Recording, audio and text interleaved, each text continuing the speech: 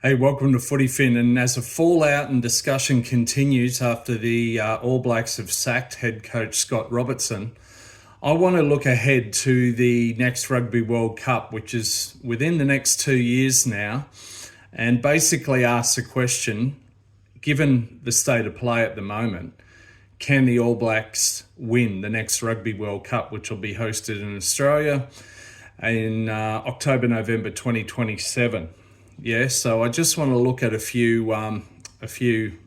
key parameters and facts in relation to this and address this question. Of course, the massive hurdle that they have is that they're going to have to face the Wallabies in a pool match.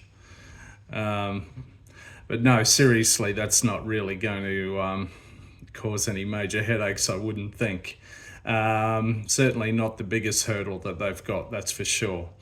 Okay, but anyway, let's look at it. So with just 20 and a half months until the commencement of the 2027 Rugby World Cup in Australia, can the All Blacks, given the current state of New Zealand rugby, can the All Blacks win that Rugby World Cup?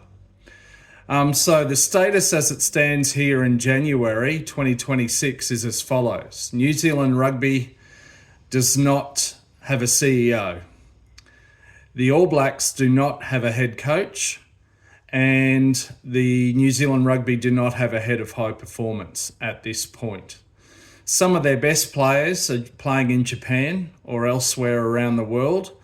Indeed, their first choice fly half, Richie Mwanga, has been in Japan for the past 2 years. Will be returning to New Zealand later this year, I think. In addition, it's very likely that they will have a quarter-final clash against the Springboks in the next Rugby World Cup, which is massive. So look, can New Zealand turn around this less than ideal situation and win? The other thing to bear in mind here, I think, that's very significant is that from here in Australia, what I can see, and let's face it, New Zealand rugby is in a far healthier state than rugby is in Australia. It's all relative. But what I can see is that the All Blacks haven't been great with succession planning or transition. So what I foresee, without a massive changeover of personnel that would need to begin within their next tests, really, they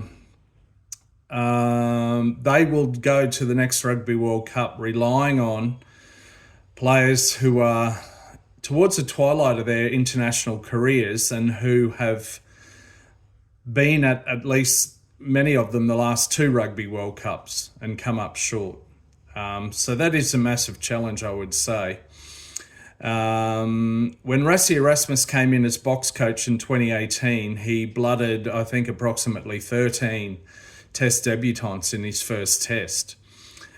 Maybe something like that is needed. I'm not saying they need a complete overhaul and replace all current players. I'm not saying that for a second, but I think there needs to be some new blood brought in ASAP and to begin to build that depth and experience.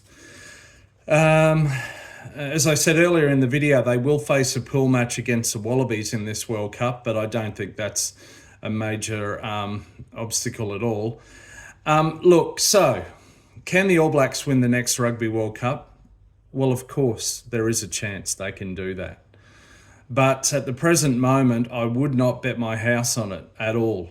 I wouldn't even bet my bicycle on it. It's going to be a massive challenge. It's going to be a massive challenge for the new coach and for New Zealand rugby more broadly. Anyway, let's wait and see. They might just do it. As I say, they've got 20 and a half months until the match kicks off. All right, I'm going to go find a rolling maul to stick my head into. Hopefully see you again soon. Ciao.